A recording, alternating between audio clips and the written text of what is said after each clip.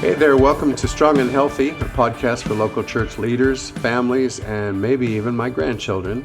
My name is Steve Barr, and here's where you're going to find practical nuggets on a wide variety of topics to encourage, challenge, and hopefully inspire you to take your next steps in God.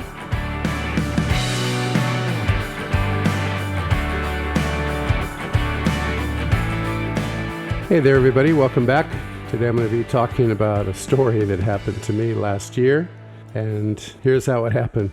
Terry and I were coming back from a ministry trip to Tasmania in Australia. On the way home, we had a layover in Hawaii for a couple days. It was a great time to catch up and try to get some exercise and get a head start on jet lag coming home, and just spending a couple of days with my sweetheart. And one of the things we like to do is we like to hike up Diamond Head Crater whenever we're in Waikiki. That's the famous photograph that you see from Waikiki with the volcano in the background and the white sand beaches down below. So we were on this hike, and you have to go inside the crater, and you climb up almost 700 feet and maybe like 20-story climb worth of steps.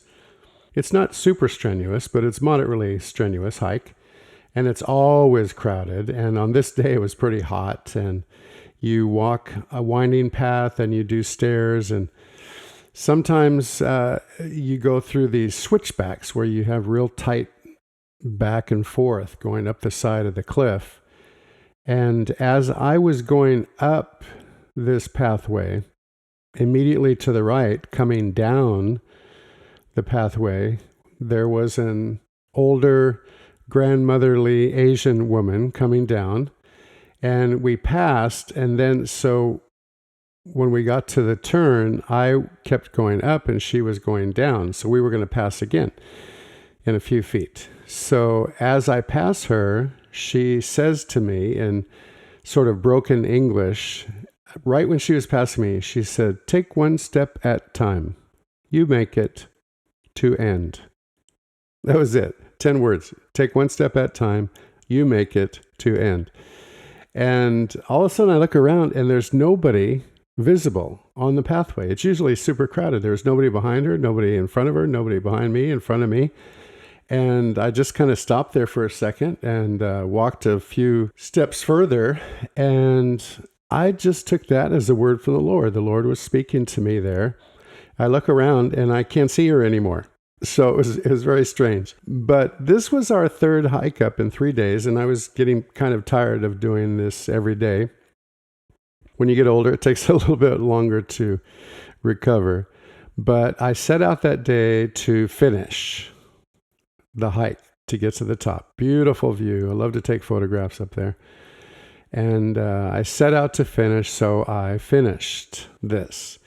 And by the time you get up there, you're hot and sweaty, and you take a breather, maybe take a couple swigs of water. It's very, very nice. People who make it to the top, a lot of people don't make it to the top. People who make it to the top are very proud of themselves, and lots of times they'll buy a t-shirt. But I really took this as a word from the Lord for me. Take one step at a time.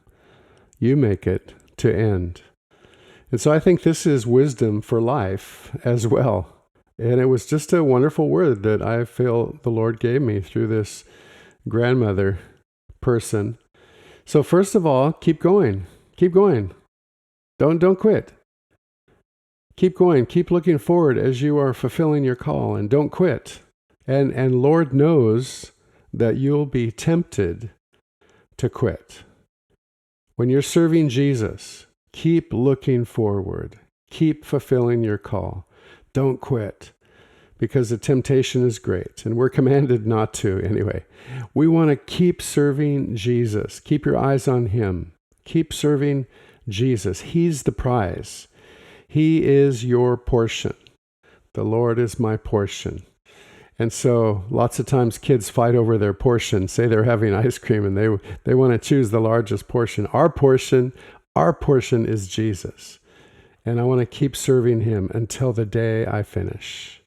And the exhortation here from this grandmother was, you make it to the end. So don't quit. Keep on going, keep serving Jesus, and you'll make it. And that is my value for the rest of my life. I want to serve Jesus with every ounce of energy that's within me. I don't want to quit. I don't want to turn back. I don't want to forsake the call that he has on my life. A couple of verses here for us. In Proverbs chapter 3, verses 5 and 6, a very familiar passage, but I'm reading out of the Message. Trust God from the bottom of your heart. If you're in a tough time right now in your place in life or in ministry, trust God from the bottom of your heart. Don't try to figure everything out on your own. Listen for God's voice in everything you do, everywhere you go. He's the one that will keep you on track. What a great piece of advice there in Proverbs chapter 3. And then in Galatians 6:9, Paul says this, so let's not get tired of doing what is good. Many of us, we spend our lives, we sacrifice our lives, our time, our finances, our resource, our strength, even family time and so forth. Let's not get tired of doing what is good. At just the right time, we will, this is a promise, we will reap a harvest of blessing if we don't give up. So we don't want to give up.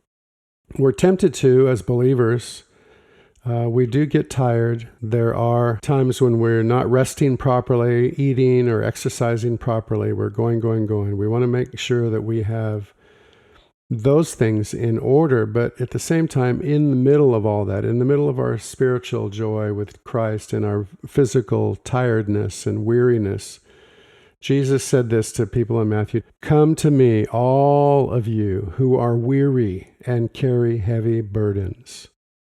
And if you're struggling right now, if you're tired, if you get weary serving Jesus, or if you get weary in the responsibilities of this world, Jesus says, come to me, all you who are weary and carry heavy burdens, and I'll give you rest. The kind of rest he gives is good rest. And then he says this, take my yoke upon you. A yoke is really not a good thing. You know, if you're two oxen and you're yoked together, you can pull a cart in the old days, but we can take a yoke that Jesus gives us and be yoked to him. That if I'm yoked to something or someone, I want them to be yoked to Jesus. I want to be connected to him. And then Jesus says, let me teach you, because I'm humble and gentle at heart, and you will find rest for your souls. Not your body, not your spirit, but for your soul. Jesus finishes with this. He says, for my yoke is easy to bear, and the burden I give you is light. So yes, it is a yoke. And yes, it is a burden, but it's easy and it's light when we do it his way. Amen? I pray that the love of God will fill you and that you will be attached to the hip, so to speak, with Jesus. Be yoked to Jesus. And it is a burden. It is something that you got to carry, that he's called you to carry, but it's easy and it's light. So keep going. Don't quit. Keep serving Jesus until the day you finish and you open your eyes in his presence. God bless you. Love you all. Hey guys, thanks for joining in with me today. I'm really encouraged to see folks wanting to become more fruitful and effective in their ministries. Strong and Healthy is a work in progress with regular updates, so stay tuned for more. And please subscribe to this channel so you can get the latest content. And also, if you'd like, you can email me with questions and encouragements at contactstevebarr@gmail.com. God bless. See you next time.